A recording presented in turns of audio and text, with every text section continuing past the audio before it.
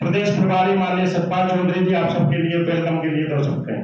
माननीय सतपाल चौधरी मौजूद है, चाहे छात्र छात्राएं हैं और चाहे हमारे शिक्षक हैं, उनके बीच में संविधान दिवस के अवसर पर, जो कि 26 तारीख को हमारे राष्ट्रीय अध्यक्ष भाई चंद्रशेखर आजाद जी का उत्तर प्रदेश में कई जगह कार्यक्रम लगा हुआ है, राजनीतिक गतिविधि हुए छात्रों से विकास करें और ये कार्यक्रम की रूपरेखा रखें। उसके लिए मैं यहाँ की Bhim army student federation, Azad Samaj party, Bhim army, तीनों विंगों का धन्यवाद देता हूँ। आज का ऐतिहासिक क्षण, क्योंकि मैं खुद छात्र राजनीति से निकल के आया हूं, तो मैं समझता हूं कि एक छात्र का जीवन जो है वो सीखने का अवसर होता है। शोषित वर्ग के लोगों को सीखने के लिए कोई इंस्टीट्यूशन नहीं है। अगर वो राजनीति करना चाहे या और कोई जगह, ना ही उनके घरों में संविधान से पहले इस तरह की परिवारों में आदतें और व्यवहार में रहा है कि वो लंबे समय से राजनीति में सफल हुए हों या एजुकेशन में या किसी और सेक्टर में।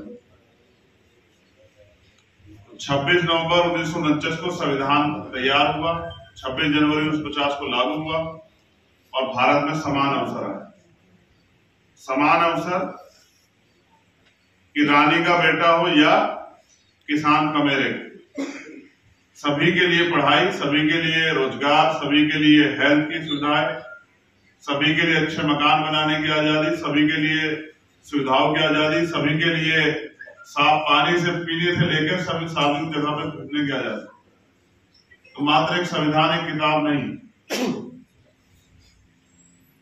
पूरी दुनिया का सबसे महत्वपूर्ण अगर किसी देश का संविधान है तो वो भारत का। लेकिन संविधान के साथ बाबा साहब ने एक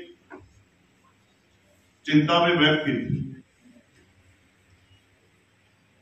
उन्होंने कहा कि संविधान कितना भी अच्छा क्यों ना हो, अगर उसको अमल में लाने वाले हाथ अच्छे नहीं हो तो अंत संविधान बुरा साबित हो, बेकार साबित हो। और संविधान कितना भी बुरा क्यों ना हो, लेकिन अमल में लाने वाले हाथ अच्छे हो, उनकी नीयत अच्छी हो, उनकी नीति अच्छी हो, तो अंत वो संविधान उस देश के लिए अच्छा साबित हो। मैं जब यूनिवर्सिटियों में जाता हूं लेक्चर के लिए या आम इंस्टीट्यूशन में जाके नौजवान छात्रों से बात करता हूं जो पढ़ रहे हैं या पढ़ा रहे हैं, तो मैं एक चीज महसूस करता हूं, जो मैं आपसे पहले वहां डॉक्टर अम्बेडकर जी की जो स्टैच्यू थी उसको भी कह रहा था, पहले हम लोगों को पढ़ने नहीं दिया जाता था, अब हम लोग पढ़ना नहीं चाह रहे। केवल एक ही पेड़ पे थे और भेड़ और बकरी और उसके साथ शेर बीच में बैठा हुआ था आराम से, क्योंकि तब जरूरत थी अपनी जान बचाने। और आज हालात ऐसे हैं कि जिस संविधान पे आज हम चर्चा कर रहे हैं, या 2 दिन बाद इसका हम पर्व मनाएंगे, आज उस संविधान में दिए गए हमारे जो हमें अधिकार मिले हैं, उनको अधिकारों से हमें वंचित करने की पूरी तैयारी हो चुकी, बस हम चुप। ये लोकतंत्र है, आपका शोर जो है ना अच्छे की नींद हराम कर देगा। आप यहां से शोर मचा के देखो, वो कितना जरूरी काम कर रहा है, उसके दिमाग में ये तो हलचल पैदा होगी कि शोर कौन मचा रहा है। और जब आप अपने अधिकारों के लिए शोर मचाओगे तो क्या कहने। मेरा ऐसा मानना है, मैं अपने प्रोफेसर साथियों से भी ये रिक्वेस्ट करता हूं कि अगर इस दुनिया में हम लोग आए हैं तो कुछ ऐसा काम करके जाए कि आने वाली पीढ़ियां हमें सम्मान से याद करें।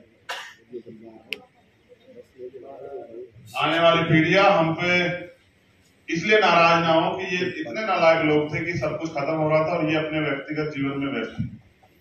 इन्होंने खाने पीने, रहने, सोने को, घूमने को ही अपना जीवन माना।